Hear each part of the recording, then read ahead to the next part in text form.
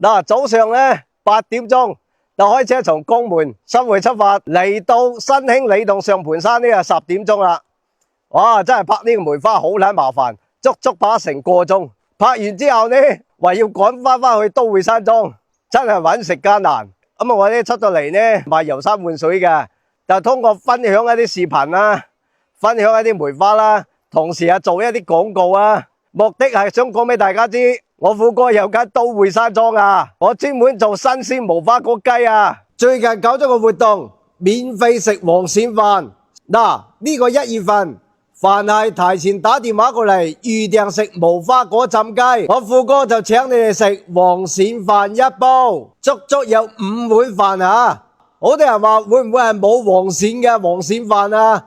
唔係噶，好多黃鱔噶。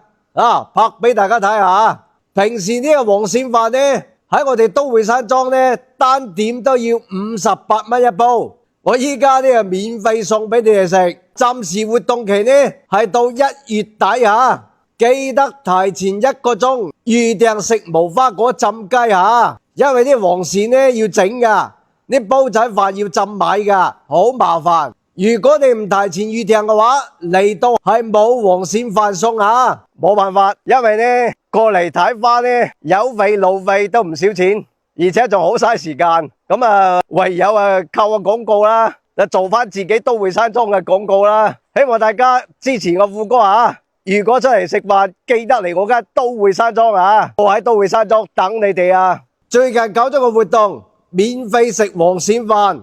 嗱，呢個1月份，凡係提前打電話過嚟預訂食無花果浸雞，我富哥就請你哋食黃鱔飯1煲，足足有5碗飯啊！好多人話會唔會係冇黃鱔嘅黃鱔飯啊？唔係噶，好多黃鱔噶。